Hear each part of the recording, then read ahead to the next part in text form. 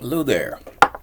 So, this is going to be another video expanding a little bit further on some of the things I already talked about in the last video, the trailer and press release analysis for Evil Dead the video game by Boss Team and Saber Interactive. However, this is going to be a much shorter video, I promise. It's not going to be almost an hour long, probably less than 10 minutes.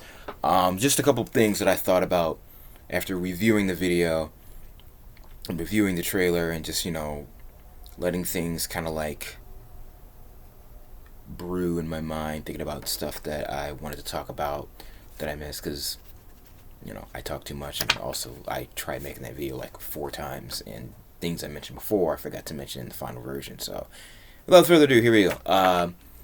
Character powers and abilities and the skill tree. I'm curious how it's going to work. I know a lot of video games these days, they kind of use RPG elements in terms of skill progression, in terms of characters individually having things.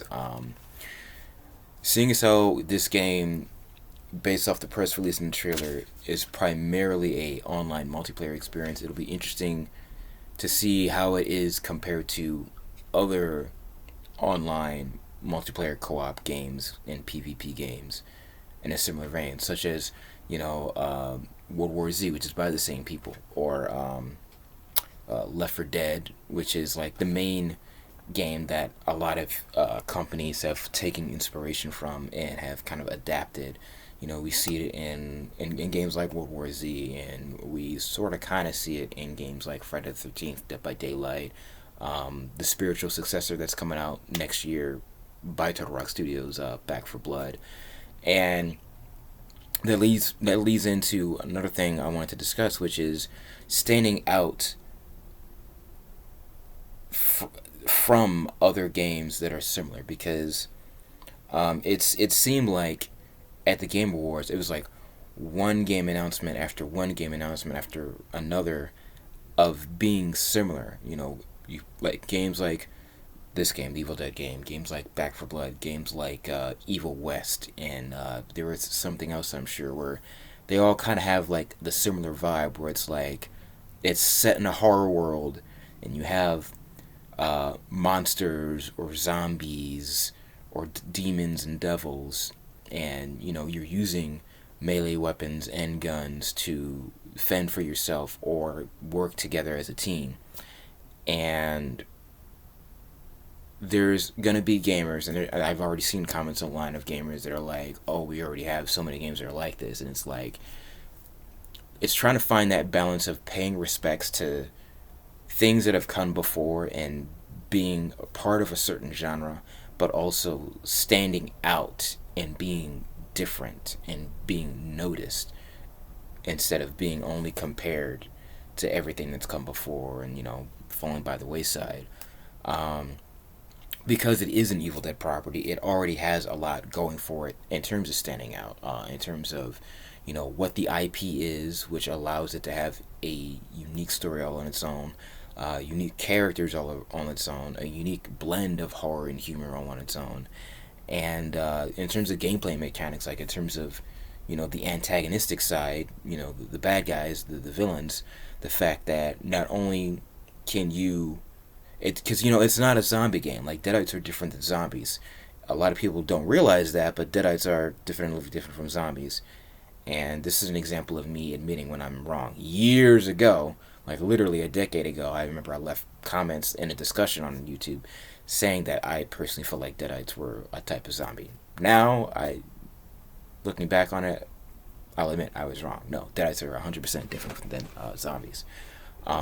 Because it's demon possession, so it's interesting. We've never really seen demon possession as a gameplay mechanic in a game that lends itself to multiplayer in terms of co-op and PvP. So it'll be interesting to see how it works in terms of players being the Kandarian demon, possessing Deadites, the regular type of enemy in Evil Dead, in addition to possessing the environment, like trees, vehicles, weapons, just inanimate objects or animals, if there's animals in the game that can be possessed.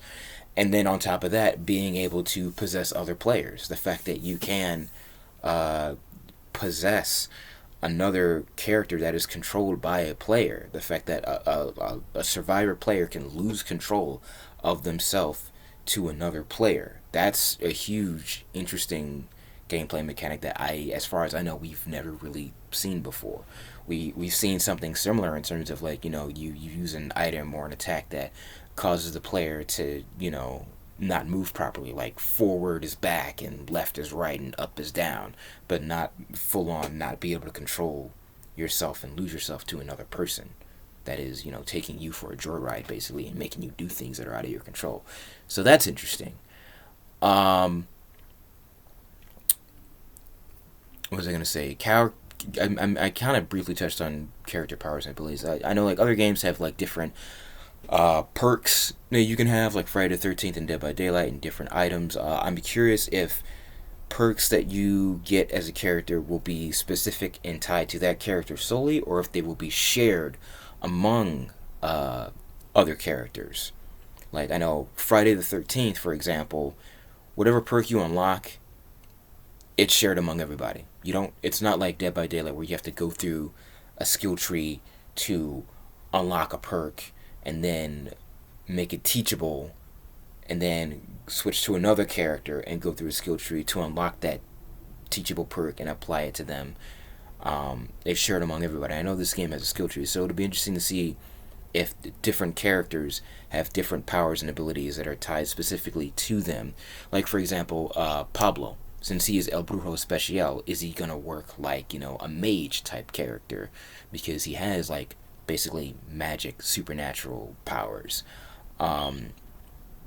Is Ash gonna be like a combination of being a sniper like character and a brute type character, because he has the shotgun in one hand for long mid-range attacks and chainsaw for up close personal melee attacks? I'm curious how that's gonna be, and like how in depth it is. Personally, I like to see a combination of both. I would like to see characters who have things specifically tied to them that make them unique, but at the same time, because everyone's gonna have their. This isn't like a brand new game that has like completely new characters, and people can be like, oh, I like the way this character looks, I want to play as them. Oh, not only do I like the way this character looks, I like the way they play, so this is my main. These are characters that are already established in a universe that existed before this game, so you're going to have people that are going to be like, oh, Kelly's my favorite character, or Lord Arthur's my favorite character, or Sky's my favorite character, so they're going to only probably want to play as them. But is that character going to be enjoyable to play as if things are specifically tied to them instead of things being shared across the board? So that's why I think it'd be nice if they could find a balance between character individuality and things that can be shared. You know, like I said, with Pablo having special abilities that are tied to him because of who he is as El Brujo Especial, but if there's certain perks and items and add-ons that you can unlock that are shareable. And speaking of that, I think something that would be unique that I don't recall ever really seeing in a video game, at least in a multiplayer game like this, is if there was like a trade system. Like say someone has a perk that they get and they get an upgrade for it or whatever, and it's like they don't really like that perk, or they already have what they need for their perks or whatever, but somebody else is like, hey, I really like that perk, I wish I could unlock that perk. Excuse me, it'd be cool if you could be like, oh, you want this perk? Well, here, let's trade. You trade me an item that you have, or an add-on, or another perk, and then you can have this perk or item or add-on. Or even if there was like an in-game like system where it's like buying with. I'm trying to think how to explain it. Like in Dying Light, how like weapons and items, you have people that you can go to, and you can buy and sell or buy back items. So if like say you're like, oh, what, I want this perk, and you're like, you know what, I'm not too fond of this perk, I'm not too fond of this item or add-on, I can sell it for, you'll get back less than what you paid for, like a GameStop, but you'll still be able to, trade off with, an in-game store type deal. I don't know if I'm making sense. I'm trying to, but hopefully someone understands what I'm trying to say. It'd be cool to see that. It'd be cool to see references, me personally, just because of my annoyance with it. As an Evil Dead fan, and I'm sure other Evil Dead fans might have similar ideas as is, I think it'd be cool to see a reference to the whole we want Ash in Mortal Kombat 11 fiasco, and the whole putting Ash in a game like Dead by Daylight, which doesn't make sense because you can't even fight back in Dead by Daylight. It'd be cool to see references that kind of like slyly make jabs at the Mortal Kombat 11 situation and at Dead by Daylight, like if Ash made a comment like, man, fighting against Deadites suck, but it beats being stuck on a hook for like 20 hours or something like that, or and like I said in the other video, if someone made a comment like, the Deadites wish to engage in Mortal Kombat, and Ash is like, never use the words mortal and combat in the same sentence around me ever again. Something like that would be cool. Or something more clever than that. I'm sure somebody can come up with something more creative than that.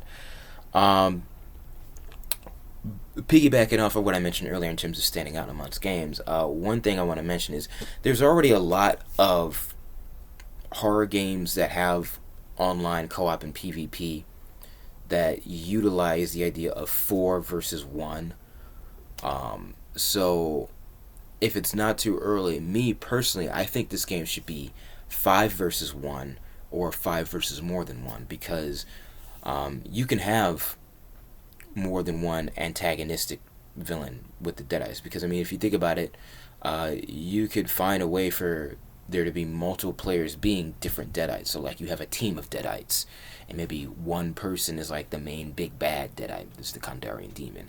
And in terms of survivors, I think it should be 5, because if you think about it, if you look at The Evil Dead, Evil Dead 2 Dead by Dawn, and Evil Dead the Reboot, it's not 4 people that go to a cabin. It's 5 people. So me personally, I think one way to stand out, like, I know it's an odd number and not even, but still, to be kept in touch with the theme of Evil Dead, personally, I think it should be 5 instead of 4. Well, I mean, like, Friday the 13th is an odd number, if I remember correctly. It's 7 versus 1 instead of, like, 8 or 6 versus 1. Last year is 6 versus 1. Dead by Daylight is 4 versus 1. So I personally think, be different, stand out, make it 5v1 if you can, because again, that ties into the whole idea that's reinforcing that it's Evil Dead. Evil Dead 1, 5 people went to a cabin in the woods. Evil Dead 2, 4 more people came up to the cabin and joined Ash. Evil Dead the Reboot, 5 people, and I'm gonna go out on a limb and say that Evil Dead Rise is gonna be 5 people. And that's another thing I want to mention. I don't know how far along they are in making Lee Cronin's Evil Dead Rise. I don't know if the movie's coming out next year or if they're just going to have a trailer in time for next year. Last I heard, they were still in pre-production, so I don't know what's going on with that. But if somewhere down the line, Evil Dead Rise, in addition to Fede Alvarez Evil Dead reboot, could be added to the game in some form or fashion, I think that would be kind of cool. That also ties in, again, to standing out. I've seen negative comments online thinking that because this is online multiplayer, this is going to be one and done. And like, we've seen online multiplayer co-op and PvP games not last as long, but I think in order to make this game last as long, you have to keep coming up with new, fresh ideas that you can add and keep supporting the game for as long as you can. And, we see games that have been around for over a decade that hundreds, thousands, and millions of players still get together and play because content still keeps rolling out on it for people to experience, or they offer players to have the freedom to create their own things that they can add to the game, like custom maps, custom games, and in terms of custom games, not just, oh, it's my friend, we can pick and choose who plays as who, we can pick and choose what map we want to play on, but in terms of full-on customization, like, think like Doom, how people have created their own maps and their own campaigns and their own story for, going from point A to point B and the objectives and whatnot. I think it'd be cool to add that later on in the game. different multiplayer competitive modes other than just, uh, survive until the time expires or kill everything in sight. Things like, I don't know if you can find a way to implement capture the flag into Evil Dead or King of the Hill or team deathmatch or solo deathmatch, battle royale, stuff like that. I'm not sure off the top of my head how to make that work in Evil Dead Standing, but I'm sure you could find a way to make it work. I mean, just not saying copy off of people who've come before, but like look to other people as inspiration to get ideas of what can be done that's similar but also be different and stand out and be unique, that'll draw players in. What can you do to make players go, hey, this is similar to this other thing I liked before, but it's different enough that I want to check it out and give it a try, either by myself or with some friends. And speaking of by myself and with friends, that brings me to the last thing I want to talk about.